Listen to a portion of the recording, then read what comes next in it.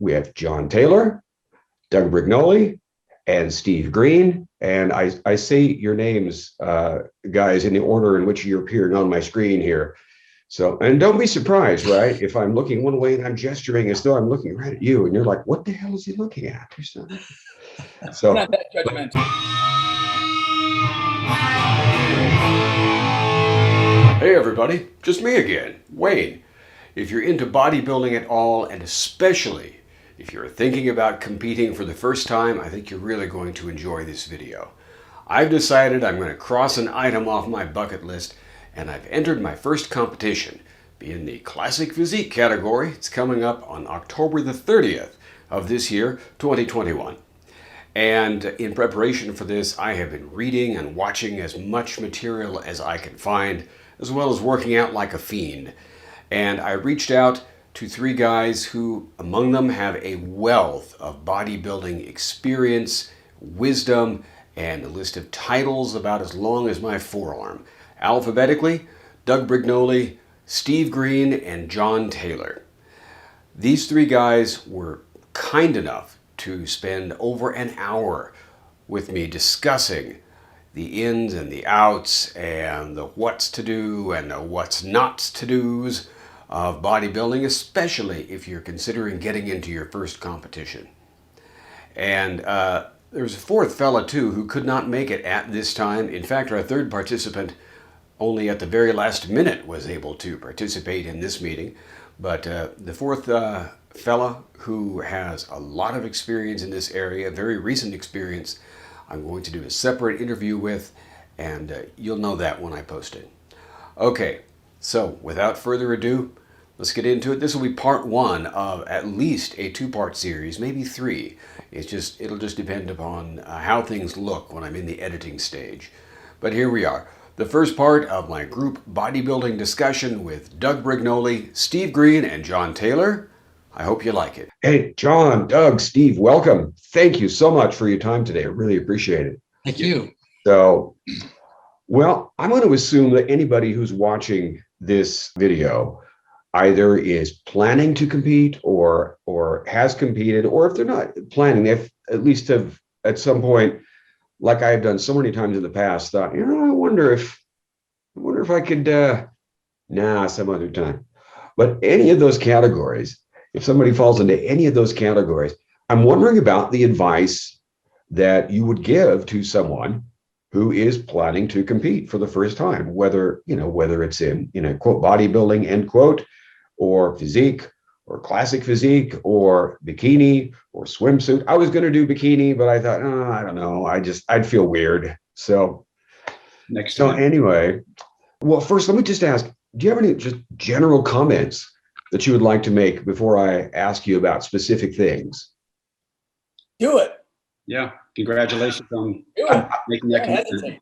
I would say take 2 aspirins, go to bed, and think it over, and change your mind in the morning. And regarding that bikini thing, you're going to be having only half a bikini on. The women are actually going to be wearing more than you. Well, see, that's the thing. I couldn't find one that'd go around me here. So I don't know. It's like nature jipped me out or something. The one thing I will say is that a lot of times people, when they're thinking about competing, look in the mirror and wonder whether they could be good enough. And the problem with that is that there's literally no way you can guess how you're going to look on stage until you go through the process of dieting and all that. Mm-hmm. Bodies change so much, even bizarrely, it even seems that like muscles actually change their shape through the dieting process. So that's why I always say people who look in the mirror and say, no, I'm not good enough, aren't able to judge that because he can't guess what they're going to look like. So that's why I said it from the beginning, just do it, because that's the only way to find out whether you want to do it a second time or a third time. It's the only way of knowing what your body does during that getting lean process. And I'll add to what Doug just said. As bodybuilders, I mean, part of this thing that drives it is the ego, and bodybuilders all obviously are working on ego much of the time, even old guys. And so if you're asking, am I good enough? for a bodybuilder, you're never good enough. I don't care how good a shape I got in. It was never good enough. I agree with that. I mean, that's the whole thing behind bodybuilding and training. I mean, you're always striving for something better. So if you're waiting for that next shoe to fall, you'll never make it. So you, like Doug said, you just jump in, you know, I mean, and you don't know who's going to be there. I mean, maybe there's going to be some stiff competition. Maybe you'll walk in and you're the best guy. Yeah, and Wayne, touching on Doug's point, it's one of the exciting aspects is that you really don't know what you will look like until the day of the show.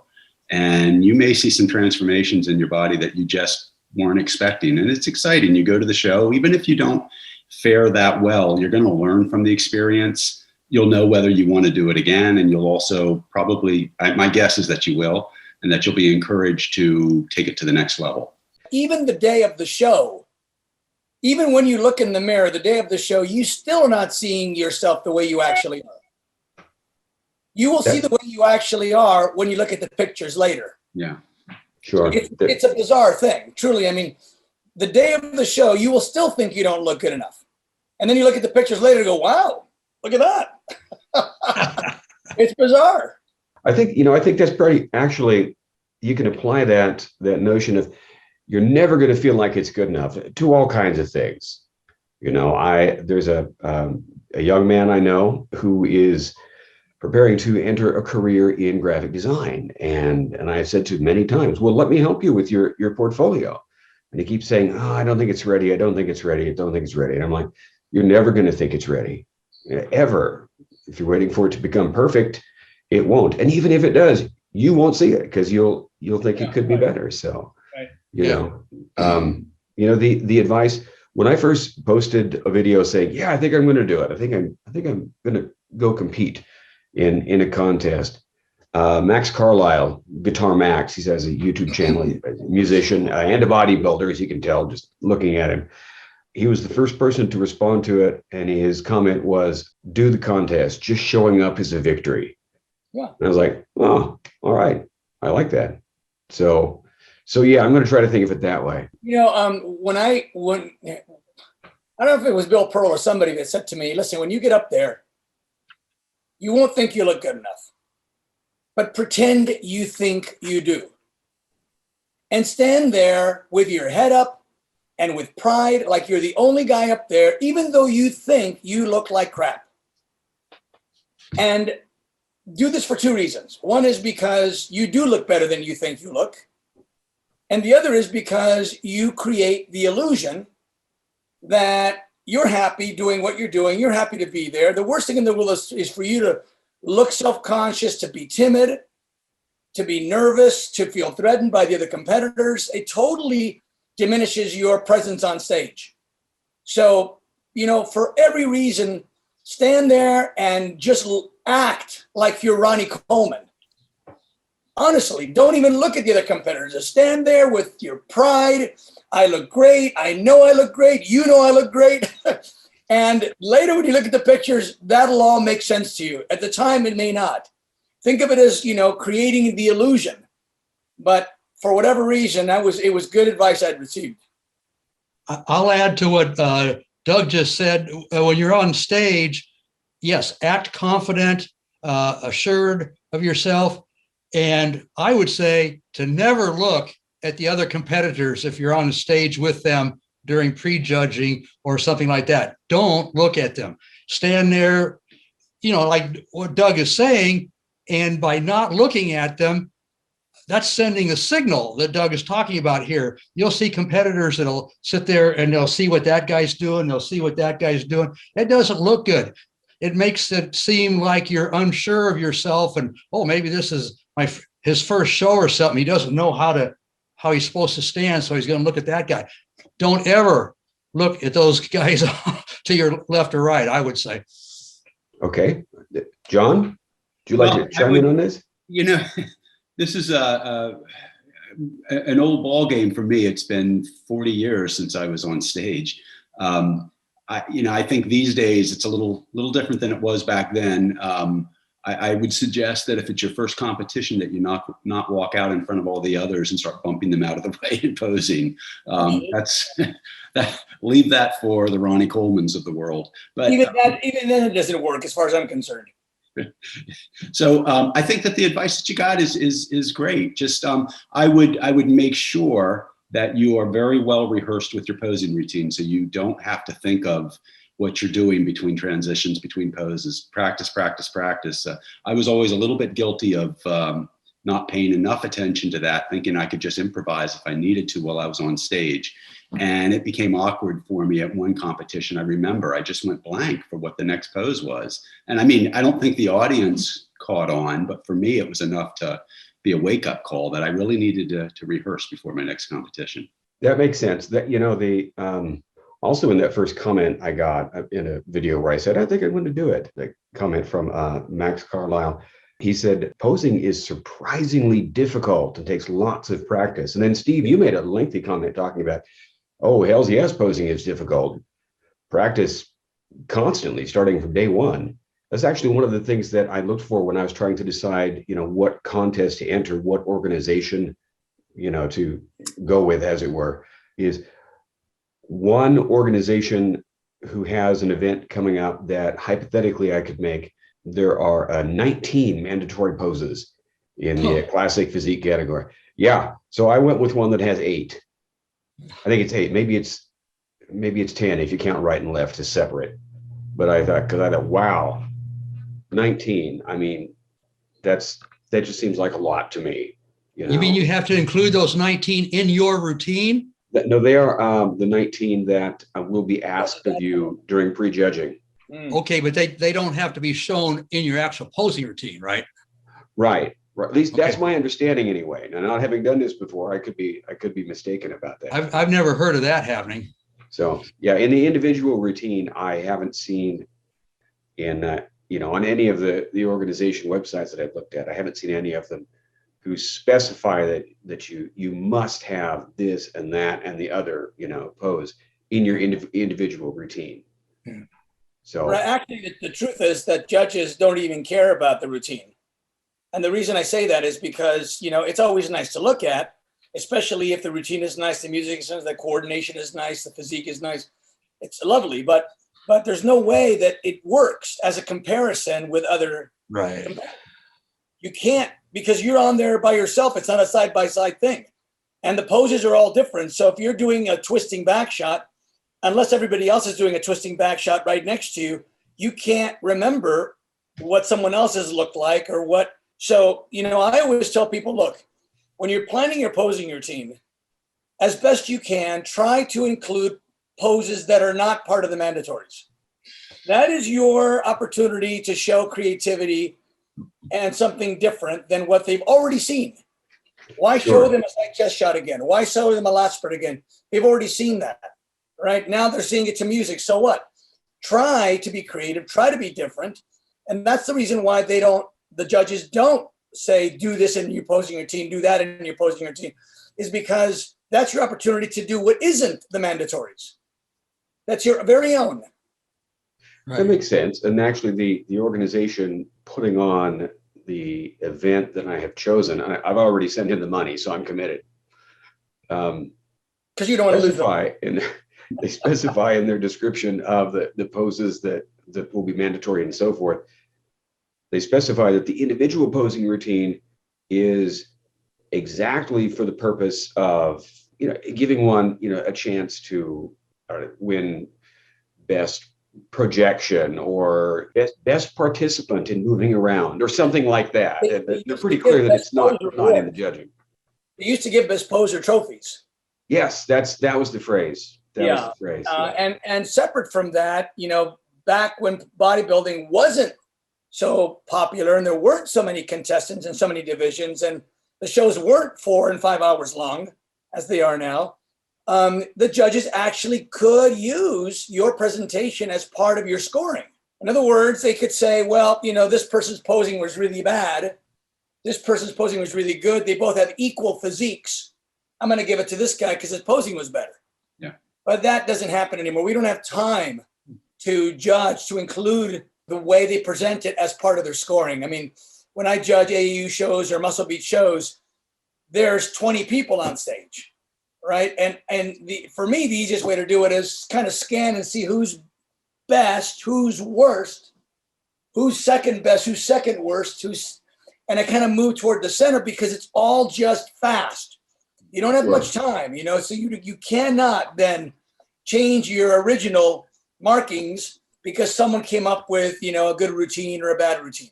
Mm-hmm. It can't be part of the equation anymore. Too many people. But it is your time to shine. You will be videotaped. Hopefully you'll arrange to have somebody videotape you. This is, posterity. This is your memory forever. This is what I did. This is your bucket list thing. And look how happy I look. Look how, what a good job I did choreographing this routine. So this is for you and your friends and family. It's not for the judges. I think the posing routine, basically that's for audience sake. The audience wants to see that. And when you're saying when you get out on stage and you're doing your posing routine, that's when all your friends, family, or people from the gym or strangers, that's their chance to applaud just for you. It's not a bunch of guys on stage. When you hear applause, that's for you because you've got the attention of everybody in that whole auditorium. And talking about the posing routine, I basically did one posing routine, and I've practiced it so much for so many years, starting in my 20s. I still remember it today. I still remember it. There's no reason to do a different one. Nah, I don't recall that I did, Doug. I mean, I may have at one time tried something. I mean, I used different music, and I think I did alter it a little bit, but the nuts and bolts of how I started and all are pretty much the same. Yeah. Wayne, do you have? No one can remember that. Yeah, my dementia hasn't set in too bad no, yet. I mean, the audience member, they're not going to say, "Hey, that's the same routine as you." They're not going to remember that. Yeah, they're not going to remember it. Yeah, right. Wayne, do you have somebody with an objective eye who you trust to help you with your posing? No, I mean I have folks with objective eyes, and I have people whom I trust, but I do not have anyone who is knowledgeable about this topic. Yeah. So my wife is actually pretty good at saying, that looks okay, but can you move your arm back just a little bit more so we can see that curve of the bicep, a little better. I'm like, I think I can. Thank you, sweetheart. I'm still working on, and I realize I could work on this forever because, as you might imagine, as I think anybody else who is considering competing for the first time, been watching scads of YouTube videos, videos of competitions and videos, made by people who are specifically talking about, how to do this pose or how to do that pose or what have you. And so I know I could work on these, 8 individual poses forever and still not feel like I've got them quite right. But I am still working on the basics. So, but hopefully I will have, a basic idea of how all these go here in the relatively near future. What I would suggest is you've got to pick your poses, right? You've got to create a series of poses for your routine. So you have to select them, right? Mm-hmm. So when people start out, they don't know which poses to do, right? And you won't know which poses you look good in until you try them. So what I tell people is, since you're watching the YouTube videos, I would say, look at someone's routine, and then as soon as you see a pose that you like, screenshot it, go to the next one, find one you like, screenshot it, then take all your screenshots, print them out, and then you've got all of them on the table, and you can just, juxtaposition them, move them around, and then, of course, let's just say you come up with 30 pictures of poses, and you say, okay, so now let's look at how each of those look. You might not look good in one of them, but you might look great in another one. So then we select your poses. Okay, these are your 13 poses or 15 poses for your routine. And then the transition has to be, logical. In other words, you're not going to go from front pose to a back pose. Right. Front to a side to a back, from a back to a side to a front. You kind of make quarter turns when you rotate. You can make a dramatic turn from one side to the other, but it's best to rotate in quarters. So then you position your pictures that way. This is a side pose in between a front pose and a back pose, or a side pose in between two other front poses, that kind of thing. But you got to start off with something. So the first thing to start with is poses that you think just are attractive poses generically. Yeah.